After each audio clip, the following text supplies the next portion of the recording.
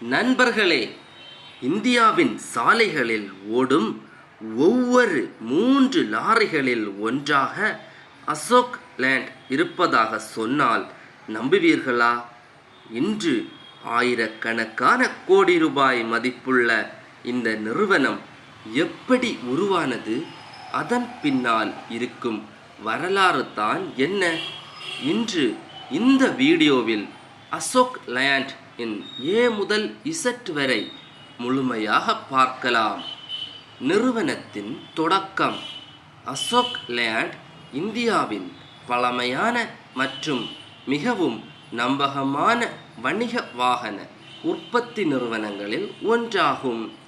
இது 1948ஆம் ஆண்டு நிறுவப்பட்டது. இந்நிறுவனத்தின் தலைமையகம் சென்னை, தமிழ்நாடு தான். இதன் பேரண்ட் குரூப் ஹிந்துஜா குரூப். ஆரம்பத்தில் நிறுவனம் அசோக் மோட்டார்ஸ் என்ற பெயரில் உருவாக்கப்பட்டது. அப்போது முக்கியமாக ஆஸ்டின் கார்ஸை அசம்பிள் செய்து விற்பனை செய்தது. லேண்ட் எப்படி வந்தது? 1955இல் இங்கிலாந்தின் லேண்ட் மோட்டார்ஸ் இந்திய நிறுவனத்தின் பங்குகளை வாங்கியது. அதன் பிறகு அசோக் மோட்டார்ஸ் என்ற பெயர் அசோக் லேலேண்ட் என்று மாற்றப்பட்டது. அந்த நாள் முதல் இந்திய கமர்ஷியல் வெஹிக்கிள் துறையில் மிகப்பெரிய வளர்ச்சி தொடங்கியது. ஹிந்துஜா குரூப் 1987இல் ஹிந்துஜா குரூப் நிறுவனத்தின் கட்டுப்பாட்டை பெற்றது. இன்று ஹிந்துஜா குரூப் உலகின் பல நாடுகளில் banking, energy, automotive, finance, health care போன்ற பல துறைகளில் செயல்பட்டு வருகிறது. அசோக் லேலேண்ட் அதன் முக்கிய நிறுவனங்களில் ஒன்றாக உள்ளது. நிறுவனம் என்ன தயாரிக்கிறது? அசோக் லேலேண்ட் என்பது வெறும் ட்ரக் கம்பெனி மட்டும் அல்ல.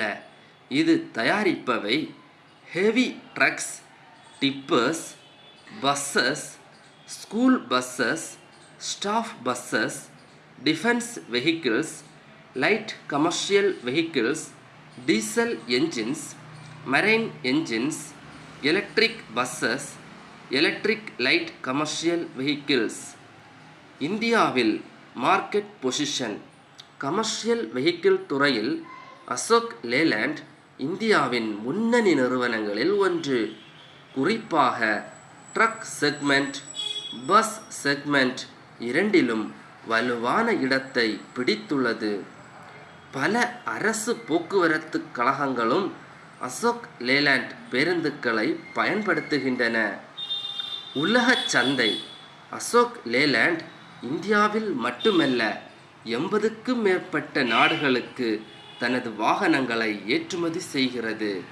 முக்கிய சந்தைகள் UAE, Saudi Arabia, Oman, Bangladesh, Nepal, Sri Lanka, America, Africa போன்ற நாடுகளுக்கு தன்னுடைய ஏற்றுமதியை தொடர்ந்து நடத்தி வருகிறது.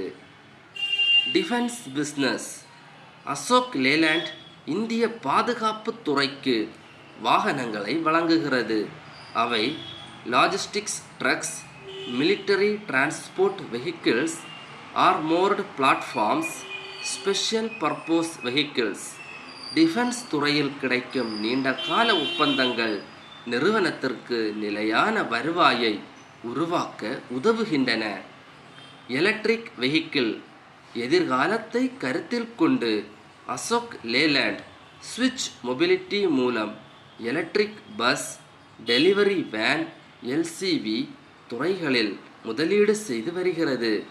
இது எதிர்கால வளர்ச்சிக்கான முக்கிய முயற்சியாக பார்க்கப்படுகிறது. Research and development. நிறுவனம் தனது ரிசர்ச் அண்ட் டெவலப்மெண்ட்டுக்கு தொடர்ந்து முதலீடு செய்து வருகிறது.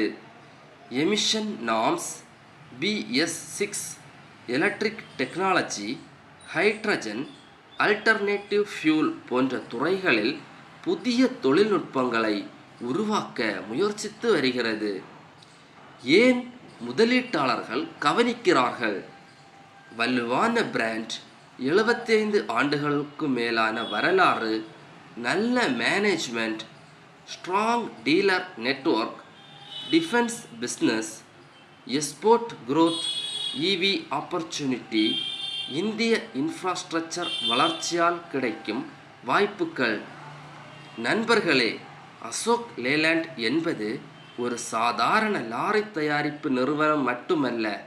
இது இந்தியாவின் வளர்ச்சியோடு இணைந்த வளர்ந்த நிறுவனம். ஆனால் ஒரு நல்ல நிறுவனம் என்பதால் மட்டுமே அது எப்போதும் நல்ல முதலீடாக இருக்கும் என்று அர்த்தமில்லை. அசோக் லேலண்ட் பங்கின் ஃபண்டமெண்டல் அனாலிசிஸ். ரெவென்யூ அதாவது வருவாய் 2025ஆம் ஆண்டில் 38,753 கோடி ரூபாய் வருமானம் ஈட்டியுள்ளது. 2026ஆம் ஆண்டில் 44,007 கோடி ரூபாய் வருவாய் ஈட்டியுள்ளது. இதன் வளர்ச்சி 14%. ஒரு ஆண்டில் 5,000 கோடிக்கு அதிகமாக வருவாய் அதிகரித்துள்ளது. இது கமர்ஷியல் வெஹிக்கிள் தேவை வலுவாக இருந்ததை காட்டுகிறது.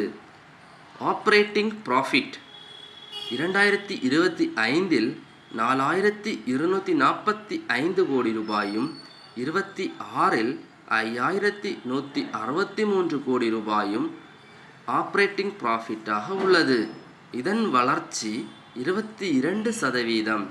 நெட் ப்ராஃபிட் 2025இல் 3,303 கோடி ரூபாயும் 2026இல் 3,566 கோடி ரூபாயாகவும் உள்ளது. வளர்ச்சி 8%. EBITDA ஃபினான்ஷியல் இயர் 2026இல் 5,732 கோடி ரூபாயாக உள்ளது. இது நிறுவன வரலாற்றிலேயே அதிகபட்சமாகும். ROE அதாவது ரிட்டர்ன் ஆன் ஈக்விட்டி சுமார் 26 முதல் 28% 2026 காலாண்டு நிலையில் உள்ளது. 20% மேல் ROE என்பது மிகவும் வலுவானதாக கருதப்படுகிறது. அசோக் லேலண்ட் அந்த அளவை தக்க வைத்திருக்கிறது. ROCE return on capital employed சுமார் 21 முதல் 23% 2026இல் உள்ளது. 20% மேல் ROCE இருப்பது நிறுவனம் தனது மூலதனத்தை திறமையாக பயன்படுத்துவதை காட்டுகிறது. டெப்ட் அதாவது கடன். நிறுவனம் கடந்த சில ஆண்டுகளில் கடன் சுமையை குறைத்து நெட் கேஷ் பொசிஷனுக்கு வந்துள்ளது. நெட் கேஷ் 5,899 கோடி ரூபாய். EPS அதாவது ஏர்னிங்ஸ் பர் ஷேர் 2026இல் சுமார் 12 ரூபாயாக ஒவ்வொரு பங்குக்கும் சம்பாதித்து வருகிறது. இது போனஸுக்கு பிந்தைய அடிப்படையான கருத்து. டிவிடெண்ட் 2026இல் ஒரு பங்குக்கு 2.5 ரூபாய் இரண்டாவது இடைக்கால டிவிடெண்டை கொடுத்துள்ளது. எதிர்காலத்தில் இந்த நிறுவனம் எங்கு செல்லும்? நண்பர்களே, ஒரு நிறுவனத்தின் கடந்த காலத்தை பார்ப்பது முக்கியம். ஆனால் முதலீட்டாளர்களுக்கு இன்னும் முக்கியமானது அதன் எதிர்காலம். அசோக் லேலண்டுக்கு அடுத்த 10 முதல் 20 ஆண்டுகளில் வளர்ச்சி தரப்போகும் காரணிகள் என்ன? வாங்க பார்ப்போம். Commercial vehicle market. இந்தியாவின் கமர்ஷியல் வெஹிக்கிள் சந்தையில் அசோக் லேலண்ட் முன்னணி நிறுவனங்களில் ஒன்று. மீடியம் மற்றும் ஹெவி கமர்ஷியல் வெஹிக்கிள் பிரிவில் வலுவான சந்தை பங்கு உள்ளது. 2026இல் நிறுவனம் 1.97 லட்சத்திற்கும் அதிகமான வாகனங்களை விற்பனை செய்து சாதனை படைத்துள்ளது. விற்பனை அளவு தொடர்ந்து உயர்ந்து வருவது நிறுவனத்தின் தயாரிப்புக்கான தேவை இன்னும் வலுவாக இருப்பதை காட்டுகிறது. Infrastructure growth. இந்தியாவில் புதிய நெடுஞ்சாலைகள், துறைமுகங்கள், தொழிற்பூங்காக்கள், சுரங்கத் திட்டங்கள் இவை அனைத்திற்கும் லாரிகள் தேவை. ஆனால் இன்ஃப்ராஸ்ட்ரக்சர் வளர்ச்சி நேரடியாக அசோக் லேலண்டுக்கு வாய்ப்பாக அமைகிறது. Bus business. அசோக் லேலண்ட் இந்தியாவின் மிகப்பெரிய பஸ் தயாரிப்பாளர்களில் ஒன்று. வாடிக்கையாளர்களாக மாநில போக்குவரத்து கழகங்கள், தனியார் பள்ளிகள், சுற்றுலா நிறுவனங்கள், தனியார் பேருந்து ஆபரேட்டர்கள், எலக்ட்ரிக் பஸ் ஆர்டர்களும் அதிகரித்து வருகின்றன. Defence business. நிறுவனம் இந்திய பாதுகாப்பு துறைக்கு logistics trucks, high mobility vehicles, special purpose vehicles வழங்குகிறது. ஏன் இது முக்கியம்? டிஃபென்ஸ் ஆர்டர்கள் பொதுவாக பல ஆண்டுகள் நீடிக்கும். அதனால் நீண்டகால வருமானத்திற்கு ஆதரவாக இருக்கும். Export business. அசோக் லேலண்ட் தற்போது 50க்கும் மேற்பட்ட நாடுகளுக்கு வாகனங்களை ஏற்றுமதி செய்கிறது. முக்கிய சந்தைகள் மிடில் ஈஸ்ட், ஆப்பிரிக்கா, சார்க் நாடுகள். ஏற்றுமதி வளர்ச்சி. இந்திய சந்தை மந்தமாக இருந்தாலும் நிறுவனத்திற்கு கூடுதல் ஆதாரமாக இருக்கும். Electric vehicle. ஸ்விட்ச் மொபிலிட்டி மூலம் நிறுவனம் electric buses, electric light commercial vehicles துறையில் செயல்படுகிறது. ஈவி சந்தை இன்னும் ஆரம்ப நிலையில் இருந்தாலும் நீண்டகால வளர்ச்சி வாய்ப்பு அதிகம். After market business. ஒரு லாரியை விற்ற பிறகும் நிறுவனம் வருமானம் பெறுகிறது.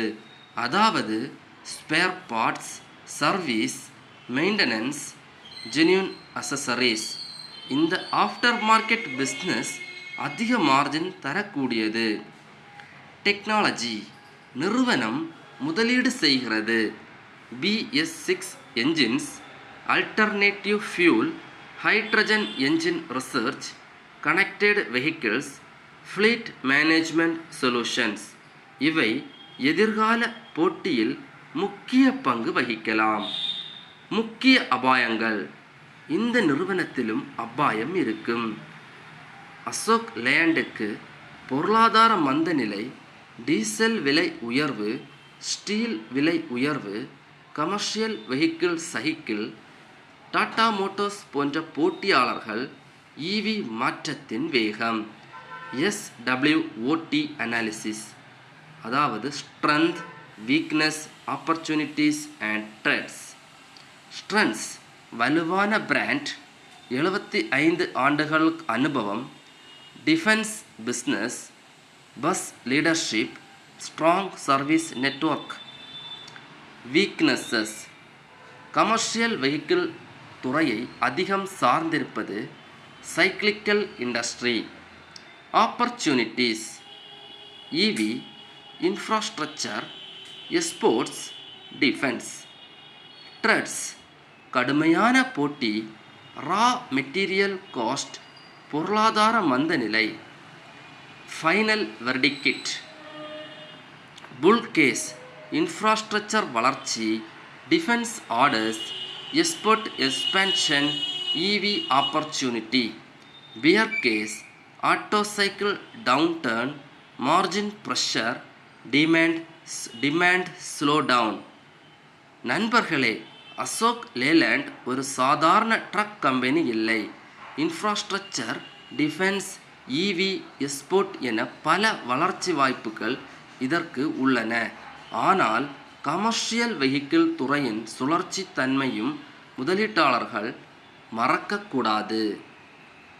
இப்போது இந்த பங்கை வாங்கலாமா? முழுமையான முதலீட்டு ஆய்வை பார்ப்போம். ஒரு நிறுவனம் நல்லது என்பதால் மட்டும் எந்த விலைக்கும் வாங்கக்கூடாது. சரியான மதிப்பீட்டில் வாங்குவதுதான் நீண்டகால செல்வத்தை உருவாக்கும். இந்த பகுதியில் அசோக் லேலேண்ட் பங்கு முதலீட்டுக்கு ஏற்றதா என்பதை பார்ப்போம். வேல்யூவேஷன். அசோக் லேலேண்ட் தற்போது 44,007 கோடி ரூபாய் ரெவென்யூ ஈட்டியுள்ளது. EBITDA 5,732 கோடி ரூபாயும், நெட் ப்ராஃபிட் 3,566 கோடி ரூபாயும், நெட் கேஷ் 5,899 கோடி ரூபாயாகவும் உள்ளது. இந்த வலுவான நிதிநிலை காரணமாக நிறுவனம் வளர்ச்சிக்காக புதிய முதலீடுகளை செய்யும் திறன் பெற்றுள்ளது. புல் கேஸ்.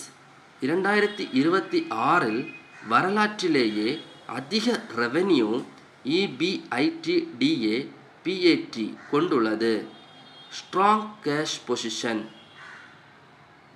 நெட் கேஷ் 5,899 கோடி ரூபாய். Infrastructure boom. சாலை, துறைமுகம், லாஜிஸ்டிக்ஸ் முதலீடுகள் அதிகரிப்பது CV துறைக்கு ஆதரவாக இருக்கிறது. Defence and export. டிஃபென்ஸ் மற்றும் எக்ஸ்போர்ட் இரண்டும் நீண்டகால வளர்ச்சி வாய்ப்புகள். EV opportunity. ஸ்விட்ச் மொபிலிட்டி மூலம் எலக்ட்ரிக் பஸ் மற்றும் ELCV வணிகம் வேகமாக வளர்ந்து வருகிறது. 2026 பஸ்ஸின் விற்பனை 238% உயர்ந்துள்ளது. பியர் கேஸ், அதாவது எதிர்மறை காரணங்கள். Commercial vehicle cycle. இந்த துறை எப்போதும் ஒரே மாதிரி வளராது. Raw material cost. Steel, aluminium போன்றவற்றின் விலை உயர்ந்தால் மார்ஜின் குறையலாம். Competition. Tata Motors, Eicher Motors, Mahindra இவர்கள் அனைவரும் கடுமையான போட்டியாளர்கள். 2030 வரை வாய்ப்பு. 2030க்குள் வளர்ச்சியை ஆதரிக்கக்கூடிய காரணங்கள் இந்திய பொருளாதார வளர்ச்சி, சரக்கு போக்குவரத்து அதிகரிப்பு, EV ஏற்றுக்கொள்ளும் வேகம், டிஃபென்ஸ் ஆர்டர்கள், எக்ஸ்போர்ட் விரிவாக்கம். இவை நல்லபடியாக நடந்தால் நிறுவனம் தொடர்ந்து வளர வாய்ப்பு உள்ளது. ஆனால் இது உறுதி செய்யப்பட்ட முடிவு அல்ல. சந்தை நிலைமைகளுக்கு தாக்கம் செலுத்தும். யாருக்கு இந்த பங்கு? 15 ஆண்டுகள் முதலீடு செய்ய நினைப்பவர்கள், சைக்கிளிக்கல் ஆட்டோ செக்டரை புரிந்தவர்கள், டிவிடெண்ட் மற்றும் குரோத் இரண்டையும் விரும்புபவர்கள். யார் கவனமாக இருக்க வேண்டும்? 6 மாதம் அல்லது 1 ஆண்டு லாபம் மட்டும் பார்க்கும் முதலீட்டாளர்கள், அதிக ஏற்றத்தாழ்வுகளை தாங்க முடியாதவர்கள். Final investment view. நிறுவனத்தின் பலம். Record revenue, record profit, net cash, EV, defence, export, strong brand. அபாயங்கள். Cyclical industry, commodity cost, competition. Ashok Leyland ஒரு தரமான இந்திய கமர்ஷியல் நிறுவனம் என்பதில் மாற்று கருத்து இல்லை. வலுவான பேலன்ஸ் ஷீட், தொடர்ந்து மேம்படும் லாபம், டிஃபென்ஸ் மற்றும் EV போன்ற புதிய வாய்ப்புகள் இதன் முக்கிய பலங்கள். ஆனால் ஆட்டோ செக்டர் சுழற்சித்தன்மையுடையது என்பதால் முதலீட்டாளர்கள் வேல்யூவேஷன் மற்றும் சந்தை சுழற்சியையும் கவனத்தில் கொள்ள வேண்டும். நீண்டகால பார்வையுடன் ஆய்வு செய்து முதலீடு செய்வது சிறந்த அணுகுமுறையாக இருக்கும்.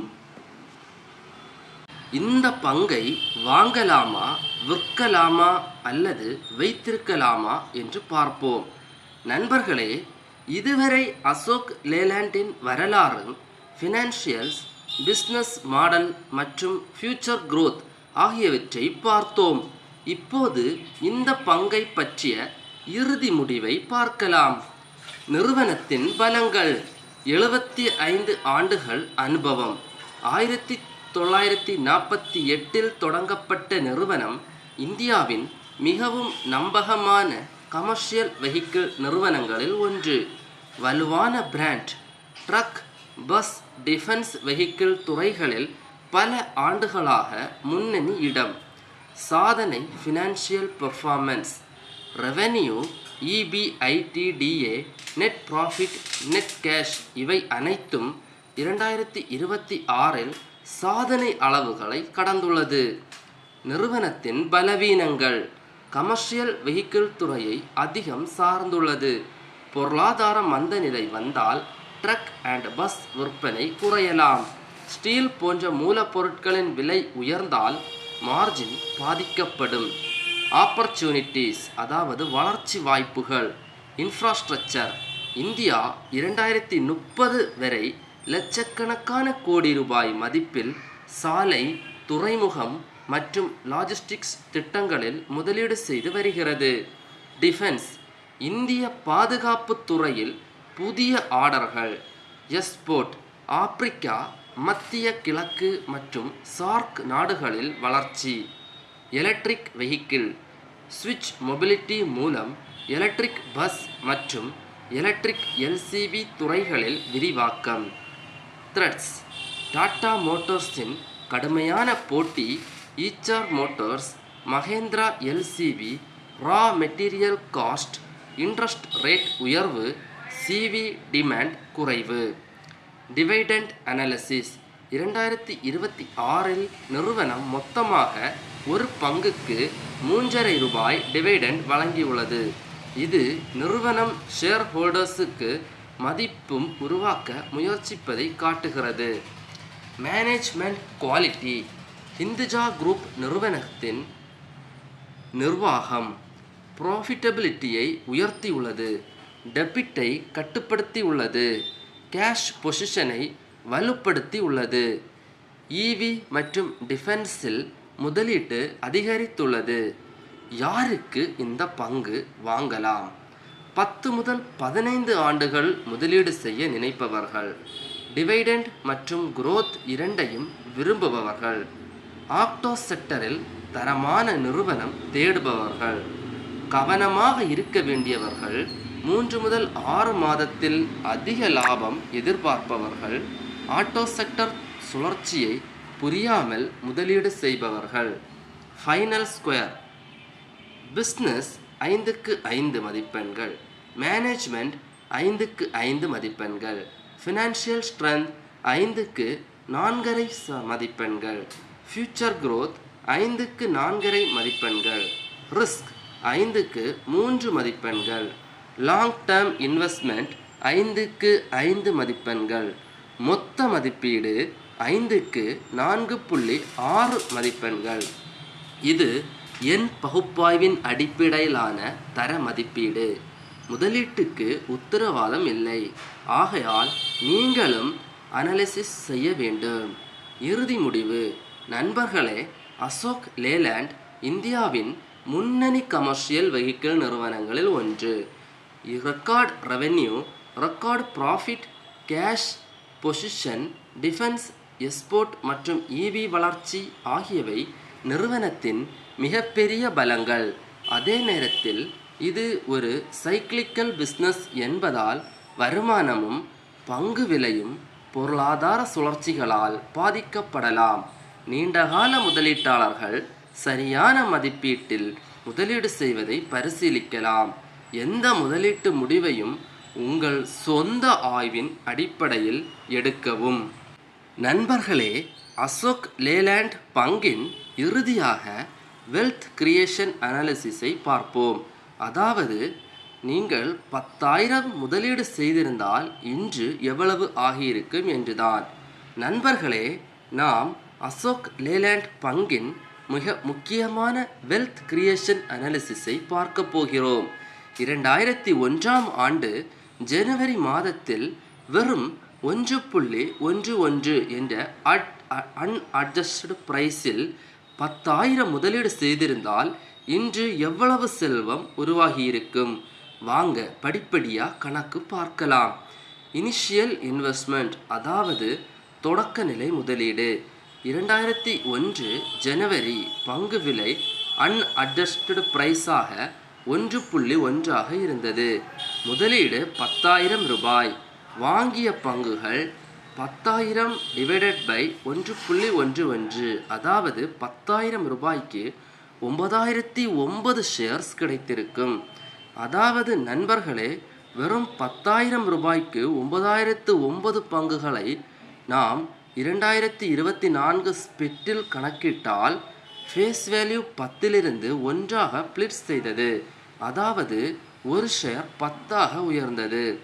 அப்படியென்றால் 9,009 இன்டு 10 90,090 பங்குகள் கிடைத்திருக்கும். ஒரு கார்ப்பரேட் ஆக்ஷனில் 9,009 பங்குகள் 90,090 பங்குகளாக மாறிவிட்டன.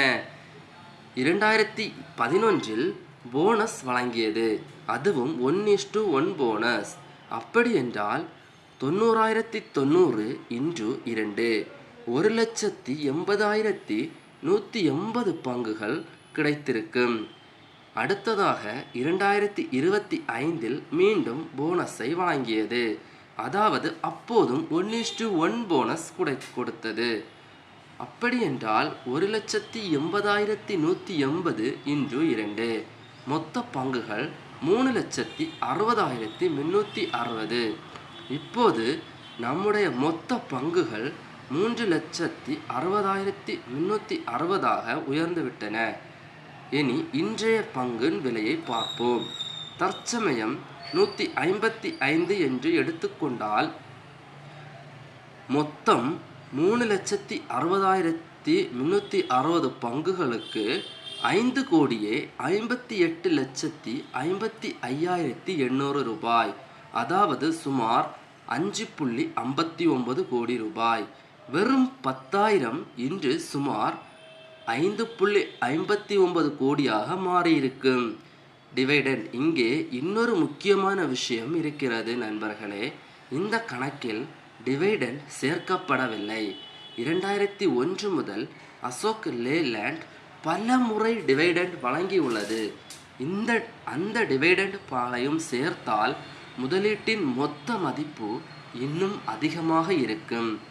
நண்பர்களே, இந்த வீடியோவில் பார்த்தது ஒரு முக்கியமான பாடத்தை சொல்கிறது.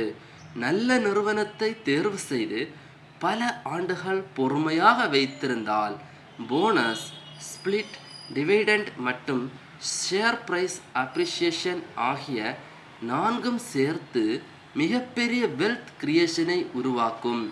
அதனால்தான் லாங் டேர்ம் இன்வெஸ்டிங்குக்கு பல வெற்றிகரமான முதலீட்டாளர்கள் பரிந்துரைக்கிறார்கள்.